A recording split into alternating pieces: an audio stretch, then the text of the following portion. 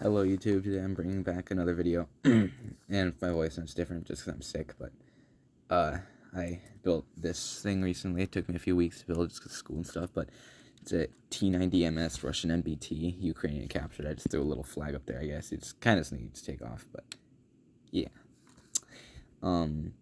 This thing has a full interior, including the turret, which took a humongous amount of time to perfect, and it's got working suspension. That I think is really satisfying to use. But I guess we can start off with just the exterior region of it. Turret looks a little ugly kind of because it has an interior, so like underneath it you can kind of probably see little dudes in there. My phone's too low battery to use flash, but my lighting's decently good for one, so you know. We got smoke grenade launchers here though. We got the periscope for the gunner. Here's the hatches that actually open up. You got the smoke grenade launchers on both sides, by the way. You got the IRCM, the infrared countermeasures on the front, which are pretty unique in the fact that against infrared guided missiles, these things basically just produce an extremely potent source of infrared, which disrupts the missile's guidance and causes it to go crazy. But you got the turret here, 100 millimeter plus cannon, 120 I think it was.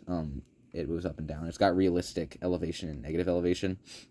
Probably just because it's actually got a breach on the inside of the turret too. I managed to cram in two dudes and one guy in the front for the driver, but you got the turret bustle in the back here, and it can carry, like, I don't know, a pair of binoculars, I guess. Just drop it in there. There's a little mount for a flag, like once again, Ukrainian flag. I just put it right there. I just built it, and it kind of looks a little snazzy. You could also do a Russian flag, because it's a Russian tank, or you can do whatever flag you want, but I used hinge pieces to kind of get the signature shape of the T-90's turret.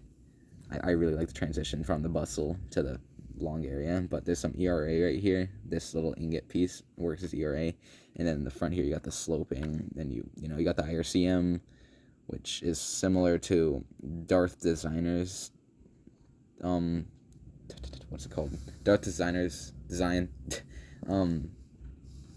You also got some ERA in the front here, these little ingot pieces, and some on the side of the track skirts, these things. Here you got the drive sprocket in the back that moves the tracks, you know. You got the back here, this back plate, which has the exhaust area, little stoplights, and just kind of some plating. This is all just a hinge piece that you can move, but it stays like that. You got the radiator right here, like the radiator's underneath for the engine. And then you got you can kind of look around the thing. It's symmetrical on both sides. You got like the little mud flaps for the turret. The driver's hatch here does open up. You kind of have to, if you're not taking the turret off, you may have to, there we go, actually I got it. Once again, my lighting's bad. You can probably see a little head in there. There's, yeah, a full minifigure. This thing has no space for a full minifigure. But I guess we can start on the inside of the tank now. The hatches can open up, once again. The gunner's hatch doesn't open up as far as the commander's because the periscope's in the way, but you can see, I just grabbed any random figures I could find and throw them in here, but there's two figures in there with little things, little terminals. Once again, I'm going to take the turret off just so you can see. Pop the turret off. But there we go. You can see the inside here. You got the terminals for the gunner and the commander. Something just, oh, those are the binoculars I put in the bustle. Okay, we're good. You got the figures down here. Let me just fix them real quick. They're just falling out. My bad. I had to do something. I just fixed the figures, though. And, yeah, I know they're Star Wars figures. I said I grabbed any random figures I could find. But because I don't have enough space for the carousel autoloader, I kind of just threw some shells and everything. This is, like, how the turret rotates with the people. Oop. Yep, he fell off. Okay, actually, I could take him off now that I think of it. That'd make it easier. Okay, he's connected to that a little bit.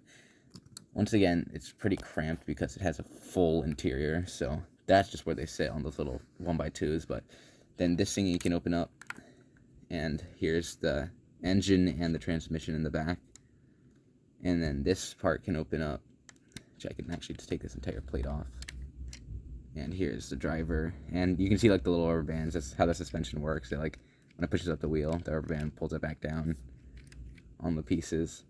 But here's the turret ring. I guess it's just a turret ring. It's not that much complication, but once again, random figure. It's not really anything special. But here's like the front of the tank, kind of that like front slope. It's just pretty basic. On the inside, this is the hatch. This is what I guess a driver would see. I don't have any terminals in here because I don't really have enough space because it's pretty crammed. But it just moves down like that, and you could actually move the hatch down to a position like that, so it fits well.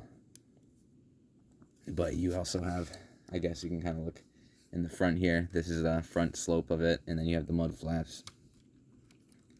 The suspension, I kind of have a little suspension test. The tracks are kind of weird. They don't really get that much traction, but as you can tell, the suspension will roll over these things pretty easily because of rubber bands. Those little yellow rubber bands kind of help them snap back in place. I'm pushing up on the wheels, that's why it's going up. But yeah, the engine's just the Russian engine. I know it doesn't look that much like the Russian engine, it's because I don't have much space once again. Or the transmission too. It's just a little box back there with the little wheels. But actually the drive, never mind, it's fine. But yeah, the turret's got some complication shapes, but here is like where the figures have room. There's the little terminals, like I said. Here's the gun breech that moves up. The gun breech moves with the gun, as you can tell. It like would look like that from the front. You know, there's the IRCM, which I said earlier. The smoke grenade launchers on the outside. It's just a plating. Little few things. Yeah, it's pretty cool. Here's the panel for like the radiator, which just goes on top of the tank like this. And then this plate here, just like the front driver thingy, I don't know what you want to call it. You go right there though, and you can push down so it's kind of secured in that little crevice.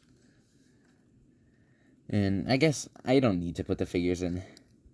I could, but I don't need to. The turret's a little complicated to put on sometimes though. You have to take this like 2x6, 2x2 little structure off. You put it like right here on the thing, so it kind of going back there on that little panel, and then you can connect it onto the bottom of the turret. I know my voice sounds horrible, and it feels horrible. I don't want to go to school tomorrow.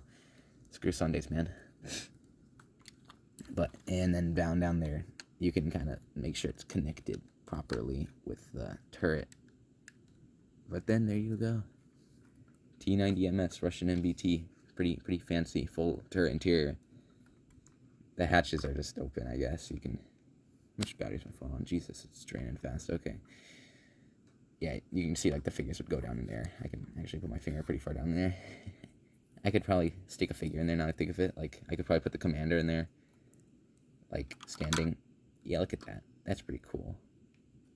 Look how much room. He's standing right now, and he like drops that far into the turret. So imagine how much room there is when he's sitting. But yeah, I should probably also get a video out. I'm gonna grab it real quick. I have not destroyed it yet, but I probably should get a video out soon for the S16. I also made a while back. This thing was, god damn, this thing is a little bit epic. It's got like folding landing gear and stuff that folds into the hull. I'm not gonna make this a 2-in-1 video, but I guess I can put it next to the T90 for a scale comparison. All right, yeah, one of the wheels always likes to hinge down, but there you go. There's the F-16 Fighting Falcon next to the T-90MS Russian MBT. I'm going to fix that wheel, though. It's kind of giving me a little bit of... But, like, because the wheels are ball joints, they like to roll. They, like, move around a bit. Move out of position. Front one stays in position. You just push it down, and then there you go. Flush. There you go. No more landing gear. Never existed.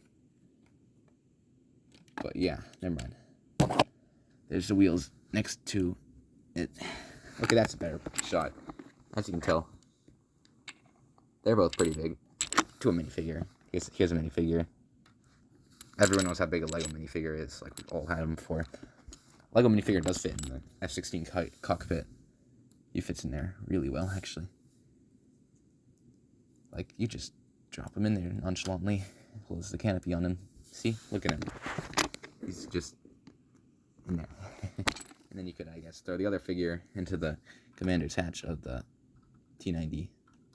The hatch is big. God dang, look at that. Look at this beautiful thing. I might get a video out on the S16 later, but I just got the T-91 out because it's like a pretty cool thing. I just finished building yesterday. But yeah, that's pretty much it. I'm going to see you guys later. I'm tired. So, yeah.